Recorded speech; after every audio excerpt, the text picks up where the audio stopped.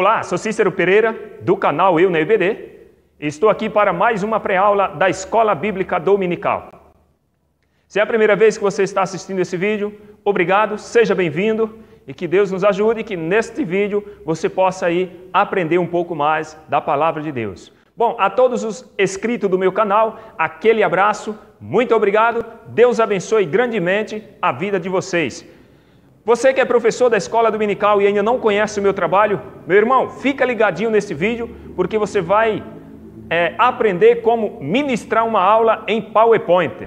Então, baixe esses slides, leve para a tua igreja e faça uma experiência. Eu tenho certeza que você vai dar uma aula interativa, uma aula dinâmica, uma aula diferenciada, onde os seus alunos vão aprender com maior facilidade. Na descrição do vídeo tem um link, você pode baixar os slides, fazer um download em PowerPoint e ter uma aula diferenciada.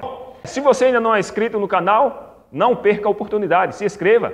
E você que já é inscrito, não se esqueça de aquele joinha, beleza? O joia, como eu digo, é joia mesmo, ajuda bastante. Quando você dá um joia, ajuda o canal a crescer, não é verdade?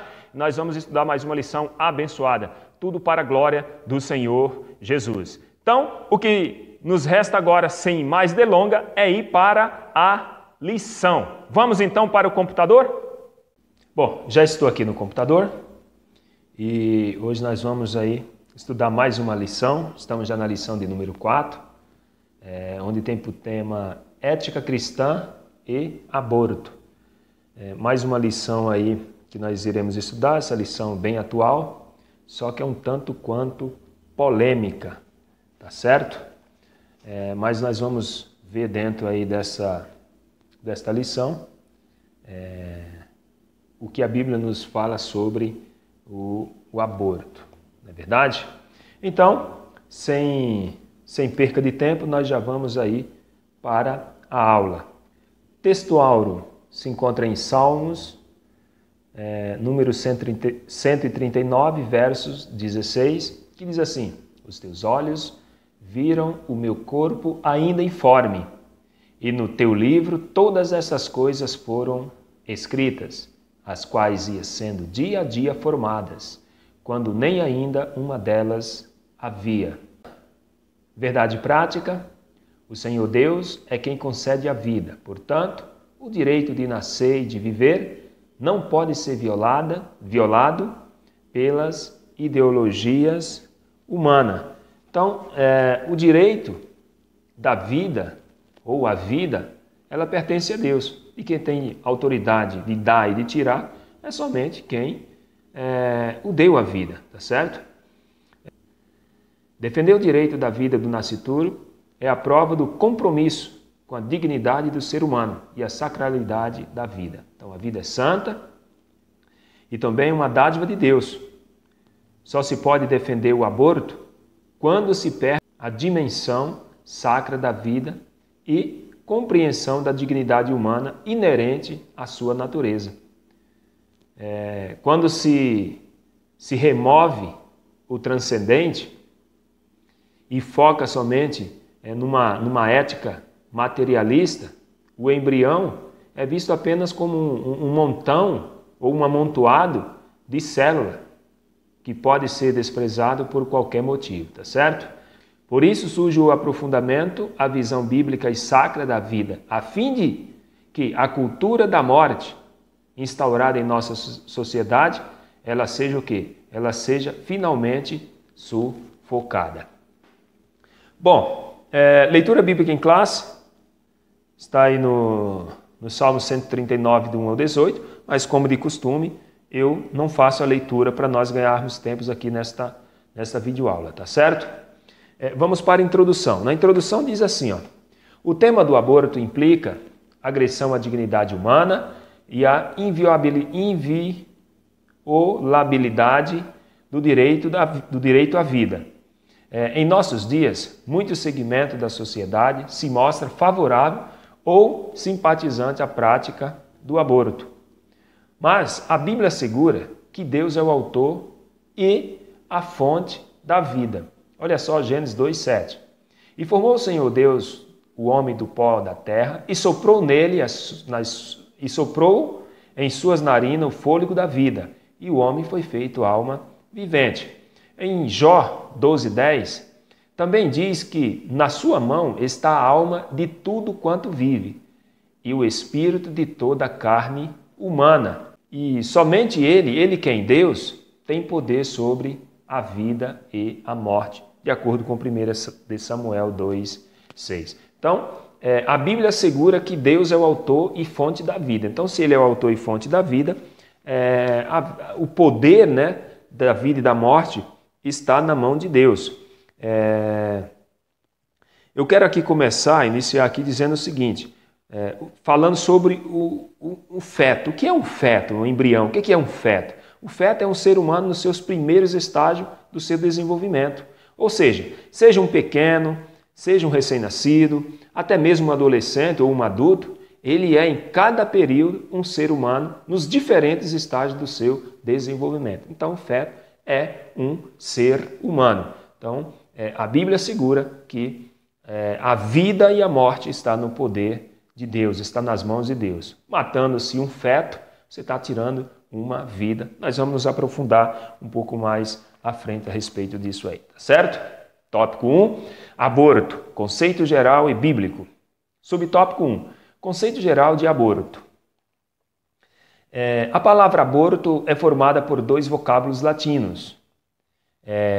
Ab, né, que é privação, e ortus, que é nascimento. Ou seja, junto ele significa a privação do nascimento. O substantivo aborto é derivado também do verbo latino, aborior, que quer dizer falecer ou sumir, expressão que indica o contrário de orior, nascer ou aparecer. Então, o aborto é a interrupção do nascimento por meio da morte do embrião ou do feto, né? Então, essa interrupção ela pode ser involuntária ou provocada. Subtópico 2. O aborto no contexto legal. Vamos lá. O Código de Hammurabi de 1810 a 1750 a.C., ele condenava o aborto. No Código de Napoleão, o aborto ele é um crime hediondo. E no nosso Código Penal brasileiro, e na nossa lei, o que é? Bom, no Código Criminal do Império do Brasil, ele era proibido. E hoje? Hoje, a legislação do Brasil ela permite o aborto apenas nos casos de risco de morte à mulher, estupro e anencefalia. Ou seja, nos demais casos, o aborto ainda é crime no nosso país. A verdade é que muitas coisas são legais, mas não são morais. Então, a Igreja de Cristo ela tem que se posicionar, né, contra essa questão, ou seja, combatendo essa questão. Quando se toma uma atitude como essa, toda a sociedade ela é prejudicada. Por quê? Porque a liberdade é poder de escolha? Sim, a liberdade é poder de escolha, mas nós não somos livres para escolher as consequências, não é verdade? Então, qualquer escolha que nós viemos a fazer, que a sociedade possa fazer, traz as consequências. Essas consequências elas podem ser o quê? Individual, pode ser para a família, né? E também para a sociedade de maneira geral. Então, a igreja tem que se posicionar, porque a igreja ela é o sal, ela é a luz dessa terra, a igreja ela é a favor da vida. No entanto, o Congresso Nacional, projetos de lei tramita com a proposta de legalizá-lo em qualquer caso. Então, está tramitando aí no Congresso Nacional um projeto de lei que vai legalizar o aborto em qualquer circunstância. Basta a pessoa querer. É só ir lá, a mãe, a mulher que está grávida, a jovem que estiver grávida, é só ir lá e falar, eu quero tirar a minha criança, porque, sei lá, não foi programada, ou não foi... Eu não quero, enfim. E aí já se dá o direito de abortar. Essa é a lei que está tramitando aí.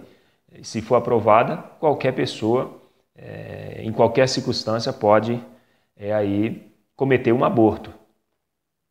Subtópico 3, conceito bíblico de aborto. Na lei mosaica, provocar a interrupção da gravidez de uma mulher era tratado como ato criminoso. Olha só, se algum homem pelejarem e um ferir uma mulher grávida e for causa de que aborte, porém não havendo outro dano, certamente será multado conforme o que lhe impuser o marido da mulher e julgarem o juiz. Mas se houver morte, então darás vida por vida. No 6º mandamento, o homem foi proibido de matar. Êxodo 20, 13. Então, na palavra de Deus, na lei mosaica, a regra é clara: não matarás, ou seja, não assassinarás. Tá certo? Assim, quem mata um embrião ou um feto, peca contra Deus e contra o próximo. Tá certo? Então, onde é que inicia-se a vida? Aqui, no embrião. Quando nós vamos ver um pouco à frente, que quando o espermatozoide fecunda, penetra o óvulo feminino, ali já se inicia a vida, na fecundação. Tá certo? Vamos avançar. Por que matar um embrião é um pecado contra a vida? Primeiro, porque peca contra Deus e contra o próximo. Porque ele pecou contra o autor da vida, tá certo? E contra o próximo. Então, contra Deus, porque é o autor da vida, e ele pecou contra o próximo, porque atentou contra a vida de uma outra pessoa, tirou a vida de outra pessoa. E todo pecado, ele traz suas consequências. Gálatas 6, 7, diz assim, não se deixe enganar, de Deus não se zomba, pois o que o homem semear, isso também certamente colherá. Então, de Deus não se zomba. Então, é pecado, o aborto, matar um embrião é pecado? É sim. Primeiro porque é contra Deus, o Criador da vida. Só quem pode tirar a vida é o próprio Deus. Subtópico 4. O aborto na história da igreja. Olha só, o Didaquê, o ensino dos 10 apóstolos do século I, chamado de Didaquê, condena o aborto. Ele diz assim, não matarás o embrião por aborto e não farás perecer o recém-nascido. Tertuliano, ele também ensinou que a morte de um embrião tem a mesma gravidade do assassinato de uma pessoa já nascida e que impedir o nascimento é um homicídio antecipado. Também Agostinho e Tomás de Aquino, eles consideravam pecado grave interromper a gestação e o desenvolvimento da vida humana. Esse tópico 4 aqui, ele traz algumas propostas. Então, qual que é a proposta aqui desse primeiro tópico? A proposta dele é apenas conceituar e definir o tema que nós estamos estudando. O resumo aqui geral desse primeiro tópico, no subtópico 1, que fala lá do conceito geral de aborto. Então, o que é aborto? Aborto é a privação do nascimento. Já no subtópico 2, que fala do aborto no contexto legal, o que é que nós vimos? Nós vimos que atualmente no Brasil, por 3 motivos, a lei permite o aborto. Primeiro motivo, risco da morte da mulher, ou a morte da mãe, né? Segundo motivo, por estupro, em caso de estupro, a lei permite o aborto. E terceiro motivo, por ancefalia. Então, esses 3 são os 3 motivos pelo qual a lei aqui brasileira permite o aborto, tá certo? E no subtópico 3, nós vimos o conceito bíblico de aborto, ou seja, nós vemos que no mandamento bíblico, de acordo lá com Êxodo 20, versículo 13, lá está escrito o seguinte, que não matarás, ou seja, no sentido de não assassinarás. Então, quem mata o embrião ou o feto, peca contra Deus. Na verdade, quem faz isso pecou contra Deus. E no subtópico 4, e na história da igreja, desde da igreja primitiva, esses exemplos e outros exemplos que estão aí no subtópico 4, eles fica claro que a igreja, ela sempre se posicionou em todas as épocas contra o aborto. Então, hoje não pode ser diferente. A igreja hoje não pode ser diferente concernente a essa questão do aborto, tá certo? Por quê? Por que a Igreja de Cristo ela tem que se posicionar contra o aborto? Porque o feto, ou seja, é um ser humano nos primeiros estágios do seu desenvolvimento. Ou seja, seja ele um pequeno, seja ele um recém-nascido, ou um adolescente, ou um adulto, ele em cada período, um ser humano nos diferentes estágios do seu desenvolvimento. Então, a igreja, ela é a favor da vida. A igreja de Cristo, ela é contra o aborto. O aborto é um crime dentro da palavra de Deus. Por quê? Porque ele é um crime não somente hediondo, mas também covarde. Porque o aborto, ele mata uma criança enquanto ela ainda está dormindo. Então, o aborto é um crime cruel, um crime de competência covarda. Tópico 2, o embrião e o feto são um ser humano. Subtópico 1, quando começa a vida? Vamos lá. Muitos cientistas concordam que a vida tem início na fecundação, quando o espermatozoide e o óvulo se fecunda gerando uma nova célula, isso chamada de zigoto. Outros defendem que a vida inicia com a fixação do óvulo fecundando o útero. Isso onde recebe o nome de período entre o 7º e o 10º dia de gestação. Outros ainda defendem que a vida começa no 14º dia, ou seja, quando ocorre a formação do sistema nervoso. E outros ainda defendem que a vida se inicia por volta da 15ª semana de gestação. Mas ainda tem aqueles que defendem que a vida começa no nascimento do bebê. Então, olha só, pessoal, algo que nós devemos observar aqui. Então, são muitas as opiniões, ou seja, isso por causa de uma sociedade que é relativista, né? Ou seja, tudo depende. Mas nós ficamos com o quê? Nós ficamos com a palavra de Deus. Essa é a nossa resposta de que começa a vida. A resposta de quando começa a vida, nós temos que tirar baseado na palavra de Deus, né? E mostrando que o mundo jaz do maligno. Então, essa é a nossa resposta de quando começa a vida. E mostrando que o mundo jaz no maligno. Ele vai lutar por essas coisas, né? Ou seja, matar, roubar, destruir. Então, o maligno ele vai lutar, o sistema do maligno é a favor dessas coisas.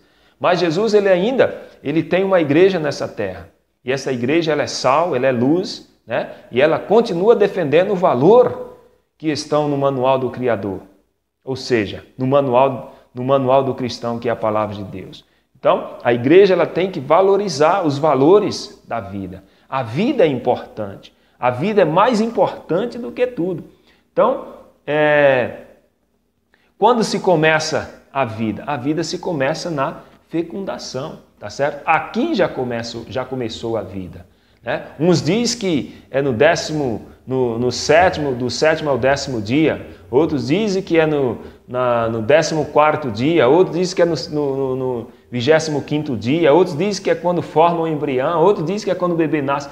Mas, na verdade, a Bíblia nos fala que a vida começa na fecundação, na concepção, tá certo? Então, vamos avançar. Subtópico 2, o que diz a Bíblia? Como as respostas humanas têm sido controversas, o cristão deve buscar a verdade na revelação divina. Então, nós vimos que as respostas humanas são controversas. A ciência, até hoje, não pôs um ponto final aonde se começa a vida. Só que nós devemos buscar essa resposta na verdade. Quem é a verdade? A verdade é a palavra de Deus, né? Jesus deixou bem claro que a verdade é a palavra de Deus. Então, é nela que nós devemos buscar resposta para nossa vida. Então, a palavra de Deus ensina que a vida se inicia na fecundação. Então, a ciência, as ideologias humanas, as respostas humanas não foram concretizadas, mas dentro da verdade, da revelação divina, a vida se começa aqui, na fecundação. É quando o espermatozoide fecunda o óvulo, feminino. E aqui já começa a vida. Quando o óvulo é fecundado, já se começa a vida. Todo o processo de interrupção disso aqui é pecado contra a vida.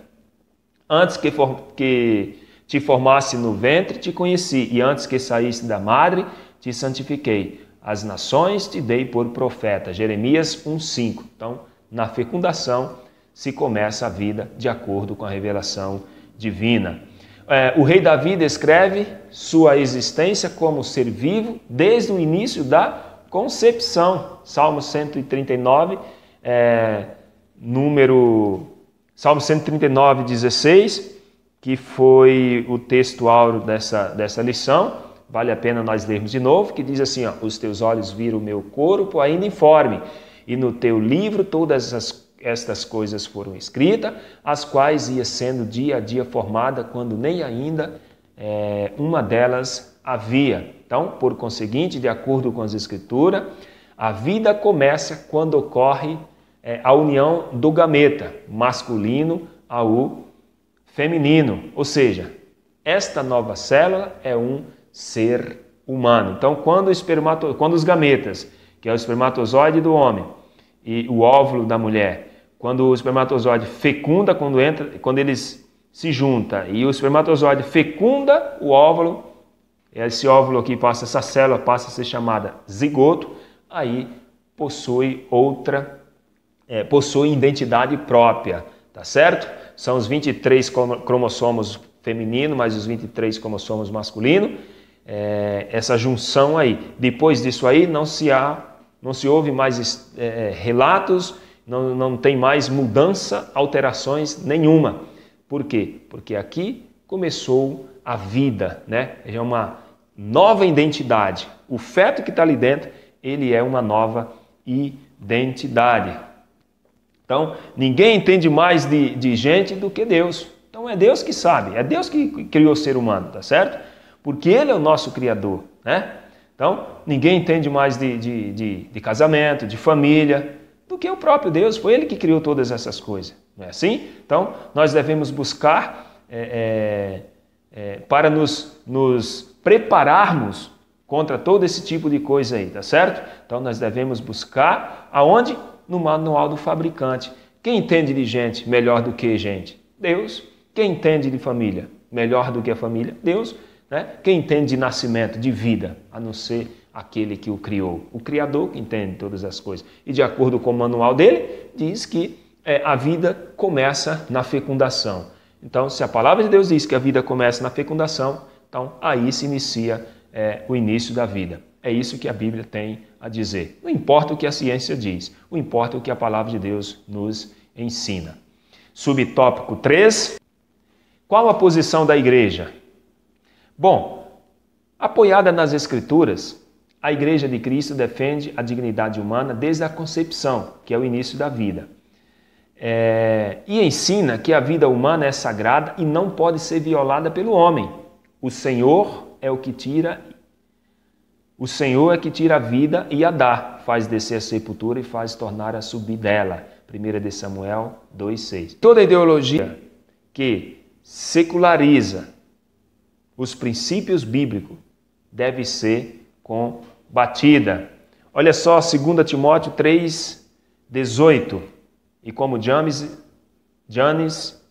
e Jambres resistiram a Moisés, assim também estes resistem à verdade, sendo homens corruptos de entendimento e réprobos quanto à fé. Então, o que nós vemos aí é uma sociedade que querem, de uma certa maneira, de uma certa forma legalizar o pecado. Isso é a sociedade que nós vivemos. Jaz do maligno. Então, o sistema do maligno é o quê? Matar, roubar e destruir. Então, todas essas coisas que, tudo que a lei está querendo legalizar, isso é obra do maligno, sistema do maligno. Nós, como Igreja de Cristo, devemos combater esse tipo de coisas com a verdade, tá certo? Tópico 3, tipo de aborto e suas implicações éticas. Aborto de anencéfalo. Em 2012, o Supremo Tribunal Federal, o STF, legalizou a interrupção da gravidez de feto anencéfalo, má formação, rara do tubo neural.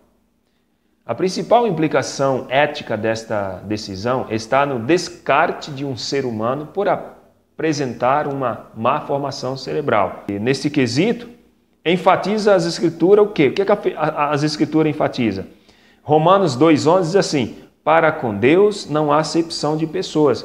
Então, se o Supremo Tribunal está aqui fazendo acepção de pessoas, porque se a criança, se aquele feto tem uma má formação, se aquele feto não é perfeito, então o Supremo Tribunal Federal, ele legaliza a interrupção dessa vida. Mas, se a Bíblia diz que Deus não faz acepção de pessoas, por que é que nós fazemos, ou que as nossas leis fazem acepção de pessoas? Tá certo? Então, vale a pena nós ficarmos aí com essa reflexão, porque o que prevalece aqui é a palavra de Deus. Então, o ser humano, por apresentar uma má formação cerebral, ele tem menos valor do que um ser humano legal. Então, o que serve para a sociedade hoje é alguém que é perfeito. Tudo isso trata da ideologia racista chamada eugênia, que defende a sobrevivência apenas dos seres saudáveis e mais fortes. Então, isso é uma ideologia racista, né? Que defende a sobrevivência de uma criança saudável. Os que não é saudável, esses têm que morrer. Então, quem somos nós para dizer quem deve viver ou quem deve morrer? Isso só pertence ao Criador. Subtópico 2, aborto em caso de estupro. Como não é necessário a comprovação do crime de estupro e nem autorização judicial para o aborto, a lei é permissiva e complacente com a interrupção da gravidez sob a alegação de estupro sem que ele tenha ocorrido. Um crime não pode justificar o outro. Olha só, a nossa lei diz o seguinte, que se uma mulher, é o seguinte, eu fui estrupada e quero fazer um aborto, a lei a permite. Ela não precisa provar o estupro, não precisa comprovar nada. Ela pode até estar mentindo, porque a nossa legislação permite o aborto nesse caso. Subtópico 3, aborto terapêutico. Procura-se justificar clinicamente esta ação sob a alegação de que a vida de um adulto tem maior valor do que de um ser em questão. Uma pessoa merece viver e a outra não? Essa é a pergunta. Então, quem tem poder sobre a existência? Esse serzinho aqui, ele não tem muito valor, mas a vida de um adulto tem mais valor. Só que, para Deus, não há acepção de pessoas. Então, a vida e a morte são unicamente da alçada divina. O Senhor é que tira a vida e a dá, faz descer a sepultura e dela faz tornar. De novo aqui 1 Samuel 2,6. Por quê? Porque para reforçar que quem tem autoridade sobre a vida, quem decide quem vai viver ou quem vai morrer, se é o feto, se é aquele feto em forma de gestação, ou se é a mãe, ou se é um adulto que tem mais valor. Ou seja, isso é Deus que decide. Quem tem mais valor? Isso é Deus que decide. Porque para Deus, a vida começa na concepção, na fecundação. E ela tem o mesmo valor de uma pessoa adulta. Só que para a nossa legislação, não. Um adulto ele tem mais valor. É tanto que se alguém mata uma criança, atropela uma criança, essa criança morre, juridicamente falando, na questão de indenização, ela tem um valor X. Mas se for um adulto, ele já tem um outro valor. Ou seja, o adulto tem mais valor do que a criança. Você está entendendo? Então, a lei ela faz acepção de pessoas. Então, dentro desse contexto, a lei ela está fora do contexto bíblico, tá certo? Eu creio que propus fazer dentro desta lição, aí de uma forma resumida e prática, eu creio que ficou claro o posicionamento da igreja, que é ser sal dessa terra, né? E luz deste mundo, nessa sociedade, e o posicionamento da igreja é defender a vida, que foi aí concedida pelo autor, que é o Senhor Deus, que é o nosso Senhor Jesus. Então, eu creio que dentro dessa lição, você entendeu que nós, como igreja, temos aí que nos posicionar diante dessas questões e que nós somos a favor da vida. Que a igreja é a favor da vida, independente. Cada caso é um caso, e até concordo, cada caso é um caso. Mas a vida é a vida. E quem é o autor da vida é Deus. É Ele que decide, tá certo? Então, se essa pré-aula foi bênção para você, não se esqueça aí de deixar o seu joinha aí abaixo do vídeo, compartilhar aí nas suas redes sociais. Se você ainda não é inscrito, se inscreva, tá certo? Conclusão. A valorização da dignidade humana, o direito da vida e o cuidado à pessoa vulnerável são princípios e doutrinas imutáveis do cristianismo. Em uma sociedade secularizada, o cristão precisa tomar cuidado com o relativismo e estar alerta quanto às condições de manipulação de sua consciência e o desrespeito à vida humana. 1 Timóteo 4, 1 e 2, depois você dá uma lidinha lá. Tá certo, meu amado?